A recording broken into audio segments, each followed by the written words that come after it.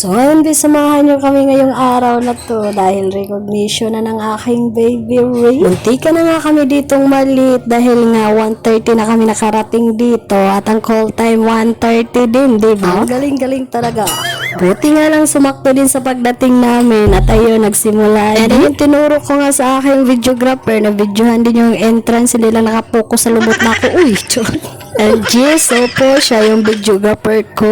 Ganda yun. Grabe nga tawa namin dyan dahil nagpalitan pa kami ng cellphone pero di naman nakaplay sa isa't isa dahil hindi marunong. And then pagkapasok ka namin sa loob, nagsimula ka agad yung prayer ng mga estudyante. Dahil yung baby ko naantok na dahil alas 2 na yan ang hapon. Alam nyo bang hindi ko talaga maiwasan na hindi maiyak dito. Kala ko nga hindi na ako maiyak dahil naranasan ko na to kay Kuya Is. Ganito lang siguro yung feeling kapag may anak tayong gagraduate, no? Para kay Teacher Florence, taos pusong nagpapasalamat po ako sa inyo dahil tinanggap niyo po ang baby ko kahit sobrang late na talaga. Di ko po talaga inasahan na makagraduate ang baby ko sa daycare. And so, dumating ng ating mahal na kapitana na si Tintin Aba. Sobrang apakaganda talaga dyan. And ayun yung baby ko kahit pa paano may natanggap din na awards kahit sobrang late na pumasok niya. Story time muna habang nagpipicture kami sa stage, lumapit sa akin teacher ng baby ko. Sabi niya, alam mo kung nakapasok yan ang baby mo ng maaga, dami yan matanggap sa akin ng award. Kahit gayon pa man, okay lang talaga sa akin yun. Ang importante sa akin, nakahabol ng baby ko at nakagraduate. Diba? Sayang din yung taon, no? Yan na yan, balik na tayo. Gustong gusto na talaga ng baby ko lapitan si Kapitana dahil magpipicture daw sila. Idol niya talaga yon. Hala bang Tintinabas?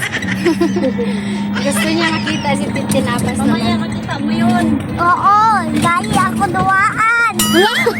Nasanay siya nung una, Maring. Binigyan sila ng mga laruan ba? Hindi yung pagkatapos ng program, lumabas na kami dyan at tumawag ang baby ko sa papa niya, nag-request ng Jollibee. Ayun na pag-isipan namin na hindi pala only rice dyan sa Jollibee na yan. Kaya napag-isipan namin pumunta ng festival at doon na kami kakain sa Mang Inasal. Mas piliin talaga natin yung saan tayo mabubusog, bi, dahil patay gutom, bi, tano. Nilakad nga lang din namin papuntang festival, bi, dahil malapit din lang naman. Inasal nga ako dyan ng videographer ko, bi, dahil pang Cinderella daw yung sandal ko. Wag ako, bi, pamamana ko pa yan sa magiging anak ko na babae.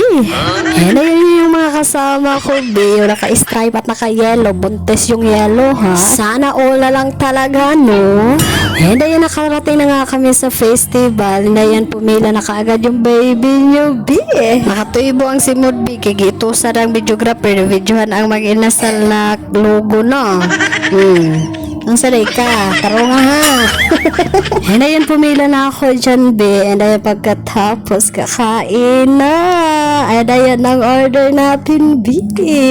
And ayun, sobrang deserve yan ng baby ko dahil sobrang daming award yun. Grabe, no, akalain mo dati ako yung nag-aaral. Ngayon may pinapaaral lang kami ni Papa.